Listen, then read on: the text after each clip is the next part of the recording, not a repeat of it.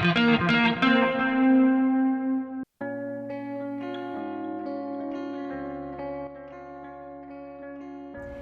we're visiting Brew Downtown in Jacksonville, a cafe nestled in a nook on Newbern Street.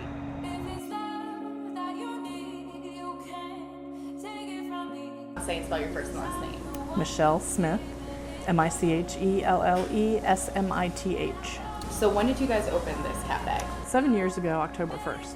It was previously owned by a friend of mine, and she had wanted to kind of do bigger and better things. And I had just casually mentioned, hey, if you ever think about, selling, let me know. And she said, well, as a matter of fact. So that's kind of how it started. My husband and I had been in the corporate restaurant world.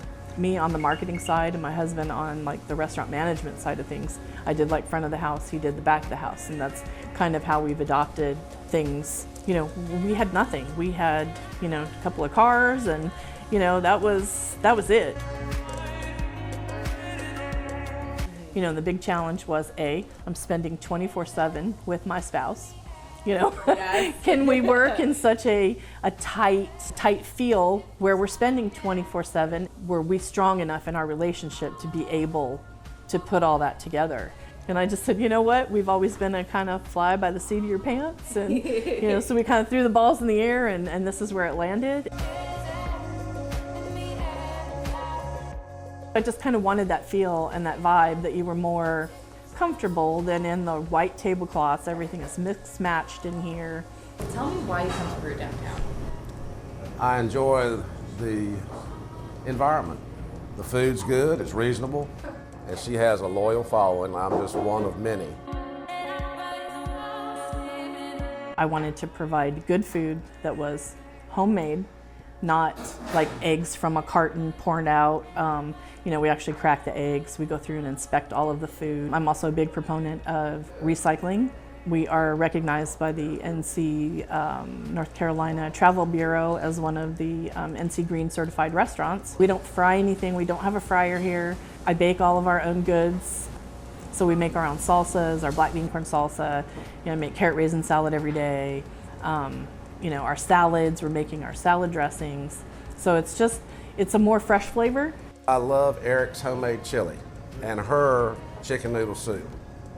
Big bowl, and that's all I need for the rest of the day. Food is comfort. I don't care where you are. I don't care what country you're in. Food is a comfort. It's a basic necessity that we've got so many people in this community that are from all over the world that if I can bring them together to share a meal and enjoy some food and some laughter, you feel like you can just be comfortable and be you.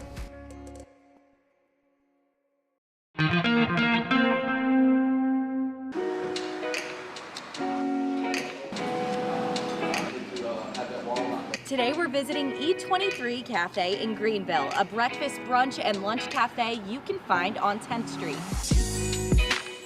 I'm Mike Duncan. I am the owner of E23 Cafe. Over the past 30 years, I've worked throughout North Carolina, different restaurants, different things throughout the state. And over the years, I've put together dishes that are from different parts of the state. I've always been a culinary guy.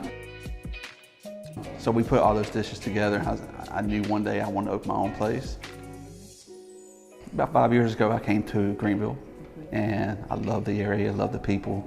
I decided to make this home. And I noticed in Greenville, there's not a lot of good breakfast areas. So I decided that would be the concept I would go into, so we do breakfast, brunch, and lunch.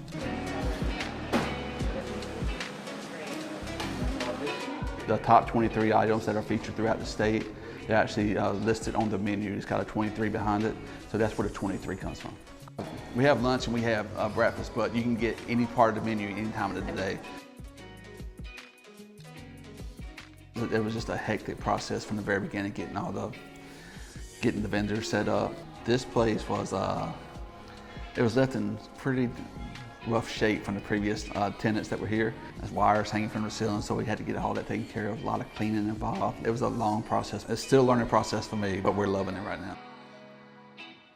I have a lot of people ask me when we're gonna start doing dinner. And I thought about doing it on the weekends. Maybe that's down the road, because I do have some items that I have that I didn't put on the menu because it's kind of like a dinner item. The word's getting out there. A lot of people on this side of town just have there's something over here. You know, they've seen so many places come and go at this location. They're just happy that there's something on this side of town that somebody's trying to do something for them. So here is stuff that I know that's good for this, you know, that's from the state. People appreciate it. I know it's the food I grew up with. I mean, even we have a Mom's bologna sandwich. Now we cut it in-house, so it's a thick cut. It's about as thick as a burger. It's a big seller. Our coffee bar does very well. We carry eight flavors of coffee up there. All the flavors are roasted into the beans, so it's not like syrups. People love coming in and trying new flavors. We got Southern Pecan, Ancestral Chocolate. That's the name they gave it, not me. Banana Nut Crunch is another real big one. Food is a part of people's lives. People sit down and have a great meal. They remember who they're with, where they're at. You know, it's a part of all of our lives. We all eat. Being able to give people something that just reminds them of childhood or a good time, or gives them a good memory they can, you know, fall back on later. That's the best thing. That's the best compliment in the world right there.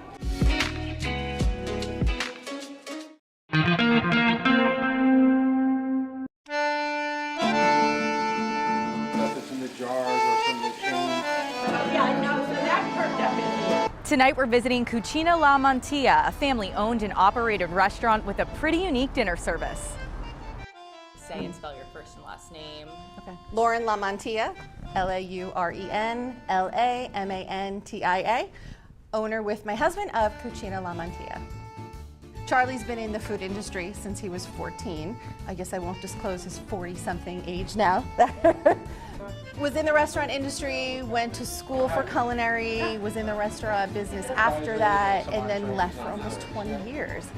Then it really was almost 2 years ago now, maybe a little bit more. We had this idea of a restaurant inspired by a friend of ours in New Jersey. And then another friend of ours met his wife through Instagram who lived here in Greenville. So he was in New Jersey, she was in Greenville, and we kept hearing about Greenville and didn't pay much mind to it until March of 2018. Charlie and I took a couple trips down here. We lied to the entire family and really seriously thought about a restaurant. You're inundated with Sicilian and Italian places up north, so we wanted to take a look at what this place had to offer. We finally moved here July of 2018, still didn't have a restaurant, but found this location in October and our doors opened December 1st, 2018. When we say Sicilian Ristorante, people say, what does that mean? And we say, well, Sicily is an island of Italy, and that's where Charlie's family is from. So talk to me about the 14-course dinner. The 14 courses, we're serving you dishes that were passed down through the generations of the family and then created or inspired from family dinners, traditions that Charlie then took the spin on. We have no cans, no jars, no microwaves here. Everything I do myself. This one's called the Uncle Gino. Uncle and Gino. The funny thing is in our family we have an Uncle Gino that nobody talks to. And it became our most popular pasta on top of all that. Now you're getting a real inside view here because part of our shtick is you don't know when it's coming because everything is a no menu concept for our dinners. So we always start with appetizers. That begins with a cold antipasto. Then we have two wonderful appetizers that are, one, Charlie's famous bruschetta, and then a big thing Charlie does is makes his own fresh mozzarella. So mozzarella cheese is fresh every single day here at Cucina La Mantilla. The biggest thing we do here is rely on you. We're just a small mom and pop business, and we thoroughly enjoy having you here.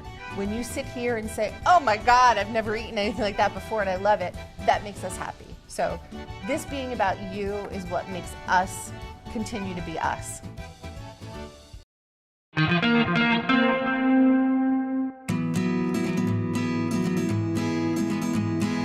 Today we're visiting Tick and Jabs, serving up Southern barbecue in Snow Hill. Say your first and last name. All right, Monique Warren. I'm actually married to one of the three owners. It all started honestly with my father-in-law cooking for everyone in the community, and one of my brother-in-laws, let's try it as a business. So we did get a food truck. It was probably about 5 or 6 years ago, maybe. It was successful, but not enough for, I guess, us to quit, a full-time job. So we kind of let it die down. And so King's was here, and it just so happened that one day they closed up shop. I saw that the building was available, called the necessary people, and now we have Chicken Jabs. And we've added a few of our side dishes from recommendations from the community, especially the collards and the potato salad. But what we have now was the original in the food truck. My in-laws do the majority of the cooking. They are the cooks. My husband and my brother-in-laws, we're the financial of it, but they are the heart of it. So on our menu, we serve pork barbecue as well as turkey barbecue. We also have grilled chicken and fried chicken. As far as our vegetables, again, we have potato salad, we have collards, coleslaw, mac and cheese, french fries, sweet potato fries, boiled potatoes, and green beans. All of that is cooked with home-cooked seasoning. It's just mama's cooking. It's Tick's cooking, so some good home food. A lot of people haven't had our turkey, or they're like, barbecue turkey, who does that? And so when they taste it, they are amazed that they like it. But our biggest seller, I must say, is the pork barbecue, and that is because we put that skin back into the meat, and which makes it good old country pork barbecue. So my mother-in-law makes a killer carrot cake. We will always call it crack cake. It's probably, a lot of people come in just to get her carrot cake. Food is family, food is comfort.